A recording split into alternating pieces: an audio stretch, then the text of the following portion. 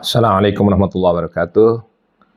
Semalam saya menulis satu artikel dalam Harakah Daily dan dalam tulisan tu ia mendapat sedikit sambutan lah.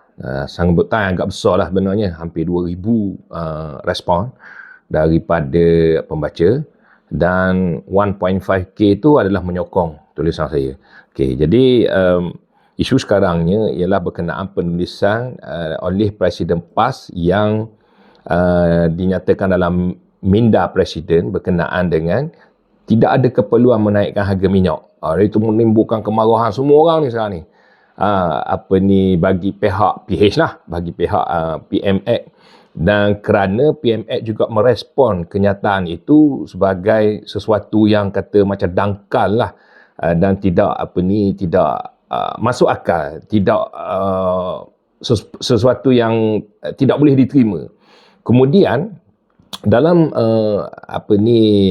tulisan yang telah ditulis oleh Presiden PAS itu, beliau dengan jelas menyatakan bahawa tidak ada keperluan itu kerana tidak ada sekatan daripada Iran melalui kapal Malaysia yang melalui Selat Hormuz, dan kita semua tahu bahawa sekatan itu tidak dilakukan oleh Iran kerana membalas jasa baik Tun Dr. Mahathir yang pernah membantu Iran selepas perang Iran-Iraq pada tahun 1988 itulah, lebih kurang kan, dengan barter trade minyak masak dengan minyak petrol ataupun minyak petroleum ni, hasil-hasil petroleum ni.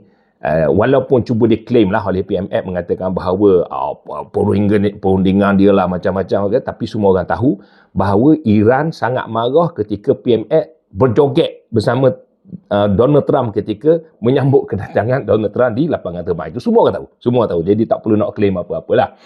Kemudiannya dengan jelasnya juga Presiden PAS mengungkit balik bahawa banyak berlaku kebocoran. Sumber ni cukup di Malaysia ni, sumber cukup banyak, sumber sangat yang Allah Ta'ala telah kurniakan di Malaysia ni, sumbernya cukup dan berlaku kebocoran.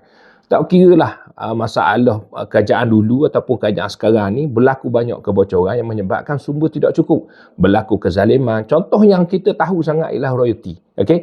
Kenapa disekat royalty itu tidak berikan kepada yang hak, yang benar-benar berhak untuk menguruskan royalty, kita pun tak tahu sebab apa. Jadi dia menyambung kezaliman yang dia sendiri menyatakan zalim itu, dia menyambung kezaliman kerajaan dulu dan sekarang dia bertindak untuk melakukan kezaliman yang sama, sedangkan pada satu ketika dulu beliau menyokong sehingga 20% royalty sepatutnya berikan kepada kerajaan negeri Terengganu, Kelantan, Sarawak, Sabah, semua itulah.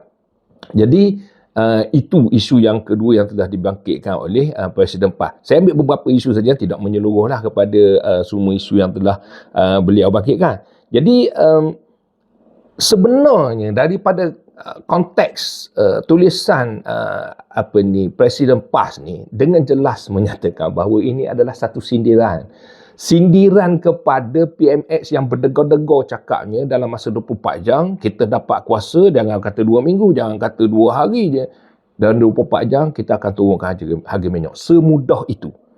Semudah itu dia menyatakan, dan kita tidak nafikan bahawa bait ataupun umpan yang digunakan oleh PMX ketika berkempen sebagai pembangkang dulu termakan oleh hampir semua orang, termasuklah PAS. Kita tidak nafikan benda tu, okey, tapi cuma kita beritahu bahawa betapanya dia bersungguh menyatakan benda tu, kononnya macam hebat sangat, akhirnya dia sendiri tersungkur. Dan inilah tulisan yang menikam janji-janji oleh PMX dahulu. Dia ada orang kata, sekarang nak jadi pakar minyak dan gas pula dah Presiden PAS ni. Tak, bukan pakar. Kita sebut aja. Kita sebut apa yang telah disebut oleh PMX dulu ketika dia jadi pembangkang. Kalau nak jadi pakar ni ialah perlukan kepada pengiraan formula, macam ada Fizi lah. Kalau walaupun dia claim dia pakar, tapi akhirnya kelaut juga. Dia tak boleh nak buat apa-apa kan dengan formula dia semua tu. Itu biasa je tu. Itu sindiran. Tapi oleh kerana tajamnya sindiran Presiden PAS ni yang menyebabkan banyak pihak terasa. Banyak pihak sangat terasa dengan keadaan itu malu kerana janji-janji yang gagal dilakukan dahulu. Jadi sekarang ni dia cuba alihkan isu. Okey, alih isu kata dia nak mudah ke nak turunkan harga ataupun nak kekalkan harga minyak tanpa menaikkan. Sekarang ni minyak yang lama telah ada di Selat Hormuz itu telah naik harganya. Kemudian insurans untuk bawa ke ni sudah jadi 100% premium. Orang tanya je lah, sebab apa tak boleh nak buat macam dia tu. Dia bercakap teknikal lah, dia bercakap alihkan isu ni. Lepas tu orang akan tanya lah kan, sebab apa Thailand tak naik pun, Bangladesh tak naik pun harga minyak sehingga setakat ni berapa 12 bulan ni tak naik. Okey, harga tu di Indonesia juga, maksudnya banyak tempat yang tak naik harga pun. Malaysia dikatakan murah harga. Okey, sama juga persoalan yang ketika masa UMNO memerintah dulu, masa ketika dia jadi pembangkang kan. Macam mana dia menekan kata kita negara pengeluar. Kita negara pengeluar, itu yang diulang-ulang kan. Okay? Jadi sekarang ni paku memulangkan paku buah kerah kepada PMX dan dia cukup marah. Dan begitu ramai penyokong-penyokong dia menyatakan gini dan cuba menghina Presiden PAS.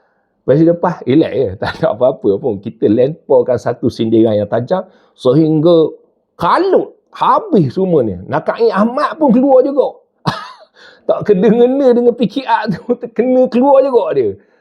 Dia punyalah nak menyindir tu kan. Tak sebut nama pun kita tahulah dia nak kata ke siapa-siapa tu kan.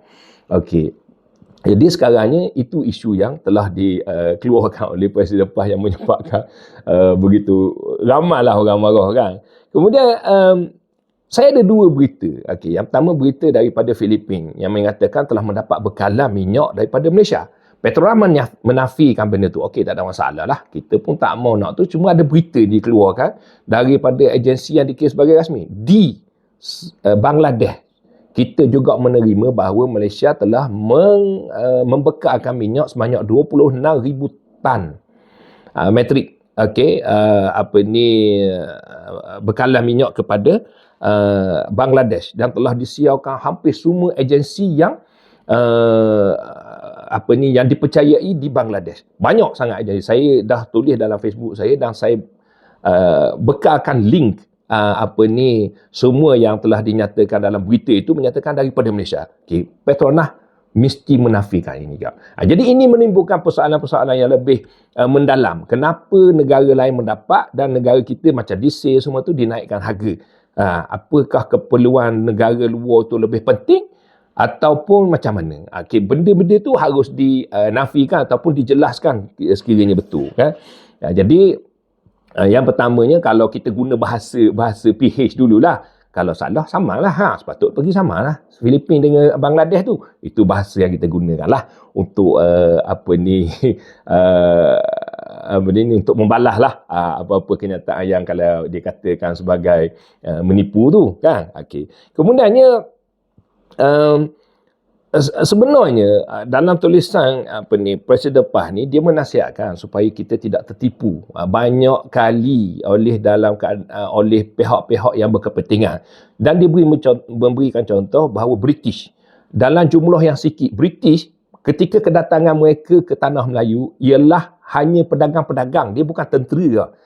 British ni bukan datang dengan tentera, dia datang sebagai pedagang yang menguasai tanah Melayu. Akhirnya mereka menipu, memberi janji dan buat itu dia menguasai negeri-negeri Melayu, tanah Melayu ni melalui peristiwa yang kita kenal lah yang dikatakan sebagai perjanjian Pangkor. Setengah sejarawan tak suka dikatakan perjanjian sebagai itu paksaan Pangkor. Maksudnya paksaan dalam pertemuan di Pangkor tu, dan tidak berlaku di Pangkor pun, dia berlaku di dalam sebuah kapal Pluto, tu, dan menyebabkan kacau bilau dalam pemerintahan dan British mengambil alih. Dengan jumlah yang sikit tu, dia menggunakan orang dalam tanah Melayu ini untuk membantu dia dan menyeduk hasil negara tanah Melayu hinggalah tahun 1957 itu. Dan kita berjuang begitu penat untuk mengeluarkan negara kita ni daripada jajahan British itu, dan kita banyak kali ditipu. Itu yang dinasihatkan oleh Presiden PAS supaya kita tidak terjebak sekali lagi dalam penipuan oleh British. Dan sekarang ni orang-orang yang mengikut petunjuk British lah, kalau kita kata gitu kan. Okey, kemudiannya uh, yang jadi agak lucunya dalam balasan oleh PMX kepada kenyataan Presiden PAS ni, yang agak lucu ialah dia menyebutkan benda ni di hadapan pegawai kerajaan. Pegawai kerajaan ni adalah golongan orang yang cerdik pandai. Dia tak akan orang yang bodoh tak boleh jadi pegawai kerajaan lah, kalau kita kata senang gitu kan. Dan berpengalaman yang tinggi, ada yang ketua pengarah yang tak kira lah apa-apa semua tu kan, yang jabatan tinggi yang cukup berpengalaman untuk mentadbir negara. Dan kebanyakan pegawai-pegawai kerajaan inilah yang pernah diserang oleh Anwar melalui kerajaan UMNO dahulu dengan mengatakan bahawa kerajaan ni bodoh. Sebab apa? Tak pandai perintah. Okey, tak boleh nak turunkan harga minyak. Sebab apa dia tak boleh turunkan minyak? Sebab dia tak jadi Perdana Menteri kan. Jadi akhirnya kemudian dibodohkan pula orang. Itulah cerita PMX kita ni berkenaan tindak balas dia terhadap penulisan Presiden PAS yang begitu bersahaja, yang menyindir, tapi dia rasakan sebagai serangan yang sangat-sangat teruklah. Yang menyebabkan reputasi ni jatuh mungkin. Itu jadi serangan dia tu dihalakan, semua ceplas-ceplas tu dihalakan balik kepada Presiden PAS. Okey. Jadi akhirnya oleh kerana dia cuba menyatakan bahawa Presiden PAS ni menipu, dia kata jangan campurkan kebenaran dan kebatilan. Dalam dia katalah, dia sebutlah ayat Quran ni, maksud dia beri nasihat agama kepada ulama besar yang diakui oleh dunia, yang tidak terbukti maknanya dia melakukan kesalah laku ketika pemerintahan beliau di Terengganu dahulu, dan diakui oleh kecekapan pentadbiran menurut kehendak SPRM apa semua itulah. Maksudnya kan dia cuba menasihatkan nasihat agama. Ini kelakar, sangat kelakar lah. Sebab orang kenal dia tu, sebab biasanya dia selepas kuliah dia boleh berjoget tamir, dia boleh bersalam dengan orang perempuan, dia boleh berjoget dalam majlis apa-apa pun. Jadi dia cuba nasihat agama. Kita tidak menyatakan bahawa nasihat itu kita tidak boleh terima, tak. Tapi dia agak kelakar ketika mana dia masih struggle dengan kes Yusof Router. Okey, ini yang saya nampak satu pelarian isu yang agak besar apabila dia menggunakan anak dia sebagai alibi. Untuk menyatakan bahawa dia bersama anak dia ketika tu selepas 10 tahun dah, mungkin saya rasa 7-8 tahun dah, 10 tahun dah, kes Yusof Router ni baru nak keluar alibi hari ni berkenaan dia bersama dengan anak. Tak pernah disebut sebelum ni.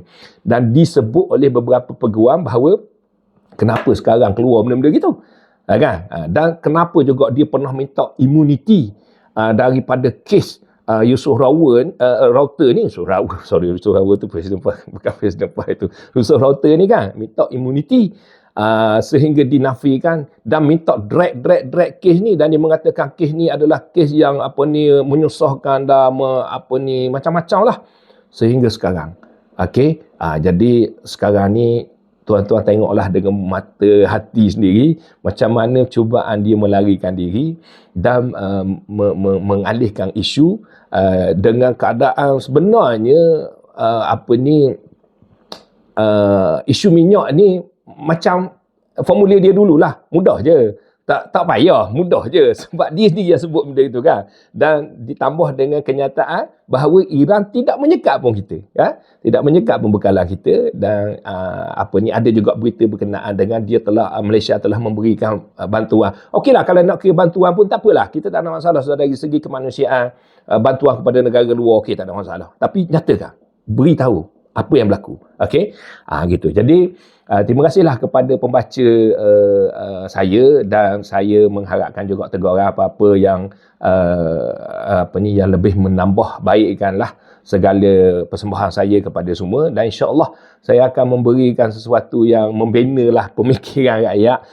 Dan kita tak perlu nak menipu apa-apa kan. Kita cuma memberitahu bahawa inilah keadaan yang berlaku di negara kita yang tercinta ini, dan kekalutan yang sangat-sangat sekarang ni kan, dah sudah hampir dah dengan PRU ni, Disember ni insya-Allah Melaka is the first state yang habis tempoh pemerintahan pentadbiran dia dan diikuti oleh negara-negara lain. Itu sudah hampir sangat dah. Okey, jadi kita perlu bersedia dan mereka juga agak kalut untuk bersedia, serangan daripada dalam itu menambahkan kerisauan mereka. Okey, Assalamualaikum, insya-Allah dalam video lain kita akan bertemu lagi.